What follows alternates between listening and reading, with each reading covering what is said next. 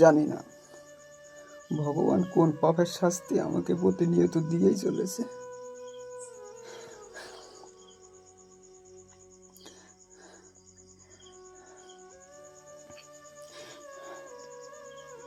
জীবনে দুঃখ কষ্ট আর কত সইব। পরিশ্রম করে হিরো থেকে জিরো, পরিশ্রম করে জিরো থেকে হিরো,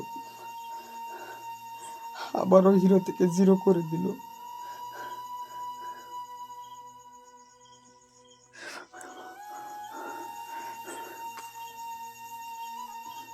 জানি না হয়তো আপনাদের মাঝে আর ভিডিও নিয়ে আসতে পারবো কিনা।